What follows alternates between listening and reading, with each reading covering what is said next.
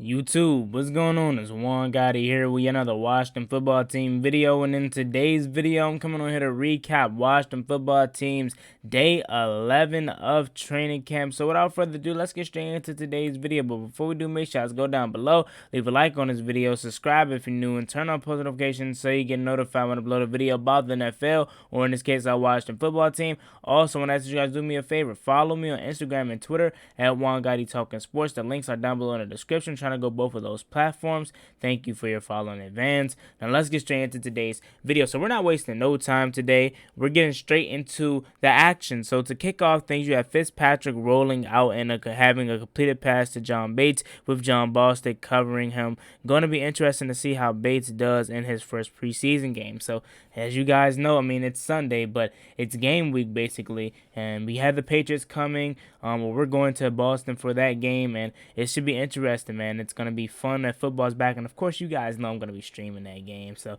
moving on, you have Jared Patterson getting wrapped by Deborah Lawrence for a loss on the play. Nice by the defensive tackle to run down the line. Then you move on to the next thing. You have this was some shiftiness by Peyton Barber on the play. Had a couple defenders in the backfield, but managed to juke and scamper his way to about a 5-yard gain. And as much as I love Jared Patterson, but you just can't replace that. You know what I'm saying? I'm hoping JP can do that, but with Peyton Barber, you know it's a for sure game when it happens with Peyton Barber. But moving on, William Bradley King continues to have a solid reps in one-on-ones. Took a hit from John Bates, but recovered quickly and won the rep. And now I guess he was going up against John Bates. I believe so. That's what it's basically saying. And we need that from William Bradley King. We need that depth. We need guys like Shaka Tony, William Bradley King, James Smith-Williams to be there so they can back up guys like Chase Young and Montez Sweat, so it won't be that big of a drop-off. To move on to some more news, you have a 50-50 shot to Dyami Brown by St. Juice covering him. Fitz slightly overthrew it, but St. Juice did a good job of matching Brown step for step. And there you go. I've been telling you guys this, and you guys know that. St. Juice has been having a phenomenal camp, and it's crazy to see him being able to keep up with a guy like Dyami Brown stride for stride. And Dyami is a 4.3, 4.4 kind of guy. I'm talking 40-wise. And of course, St. Juice being a lengthy corner, 6'3", his strides is going to be able to help him too. But it's just crazy to see him, keeping up with a guy like Dyami, man, because he's very, very fast, that being Dyami. And their battle in camp is going to be fun to watch. Like I tell you guys all the time, I'm expecting big things and them to be contributing for this team early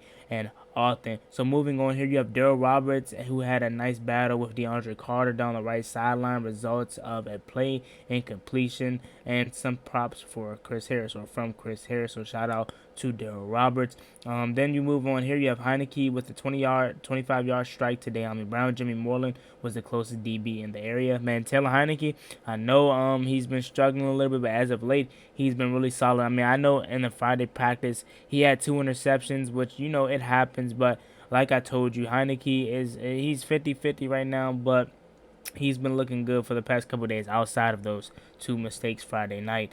Then moving on, you have yet another throw and catch from Fitzpatrick and Humphries. These two have been clicking ever since the first day of camp. Don't need to waste time talking about that. We know how their connection is.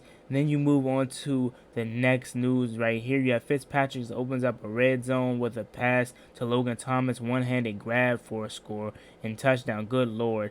Per Zach Selsby's. Now, with Logan Thomas, it's just so fun to watch him. I seen the guy in person for the first time Friday night, and guy's huge, man. And he was making some grabs, and he's gonna be in for a big season, man. I'm excited that we have Logan Thomas here, and we're the team to get him going. You remember he made the transition in 2016, and he really wasn't finding his his feet in the tight end department. But our staff, we finally got him, and we got him to break through, and we're hoping for big things from big Logan Thomas. So moving on, you have Heineke up next in the red zone drills, touchdown to Sammis Reyes. So the tight ends are eating. Sammis Reyes is back out there after dealing with the injury, and it's great to see him making plays, because although we believe he's going to be on the practice squad, he's very well in this race for the third tight end position. So shout out to Sammis Reyes. So moving on to the next note, you have some more Fitzpatrick stuff. You have Fitzpatrick caps off a 2-minute drill with a touchdown throw to Terry McLaurin. And once again, those guys have been clicking. I just wish I recorded the Friday night football part of Terry McLaurin and Ryan Fitzpatrick's touchdown when you guys saw it on Instagram. The stadium was rocking, and it was only like 18,000. So just imagine 70,000 or 60,000 when Washington is actually winning games and we're actually good, man.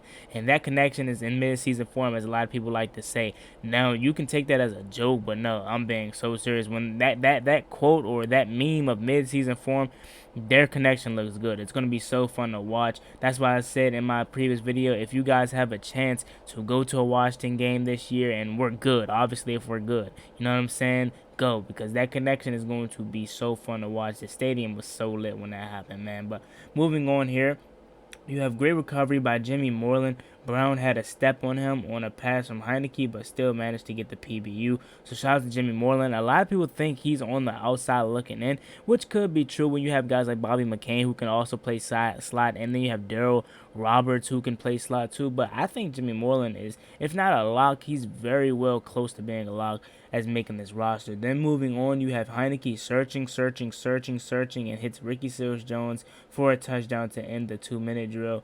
Was in his second catch of the series, or was his second catch of the series, that being Ricky Seals-Jones. Shout out to Ricky Seals-Jones, another guy that's coming back from injury, and another guy that's very well in the running for the third tight end spot, who in people's eyes is the leader to get that spot. So moving on here, you have some Curtis Samuel news. Curtis Samuel had come over from the side field and is standing with the offense during the walkthrough period. He's with Terry McLaurin. So as you guys know, Curtis Samuel has been out, and he wasn't even at the Friday practice due to, you know, the injury and COVID, but he's back. He didn't practice today, but he did work onto the side field, so we're one step closer to getting Curtis Samuel back, and we need him for this season. And we know how good Curtis Samuel can be when he's healthy. So moving on here, you have some more news on William Jackson III. Charlie Horse was out with the one. Samuel Cosme was at right tackle. Ricky Seals-Jones got some time with the ones too. John Bates coming out with the first group in 11v11s.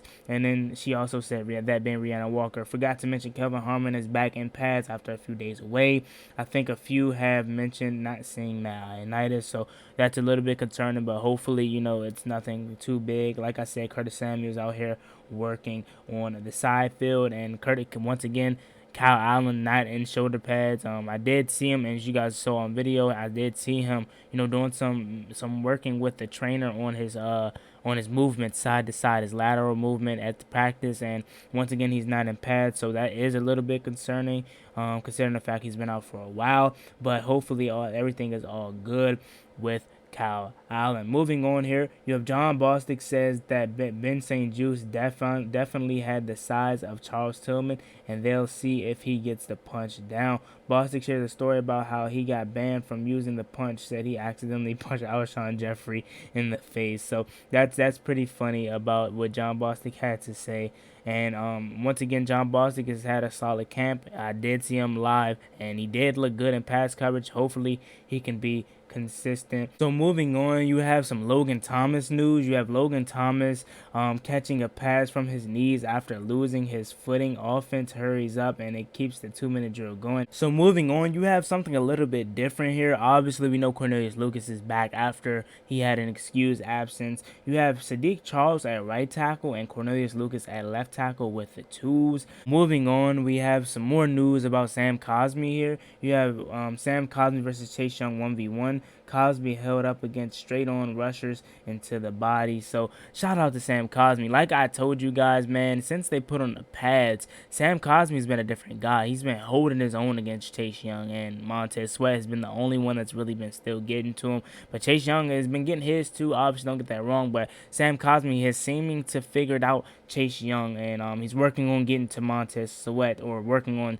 trying to figure out Montez Sweat. But Montez Sweat has been killing the guy, man. It seemed like Montez Sweat been doing that to everybody. So moving on here, you have a couple more notes. It wasn't really a lot of notes today for some reason. Like I said, I think they're just, you know, cracking down on all the notes just because things are starting to ramp up and get ready for the preseason. But it's actually not a lot of notes today, but I know it was a lot more than this going on at practice. Maybe they're limited on what they can report on. I'm unsure, but I'm just taking a guess. But moving on here, you have Taylor Heinicke trying to squeeze a ball into DeAndre Carter along the left sideline. Landon Steffens bets the ball away, and Danny Johnson makes the one-handed INT. So great play by Landon Steffens and Danny Johnson making the one-handed interception.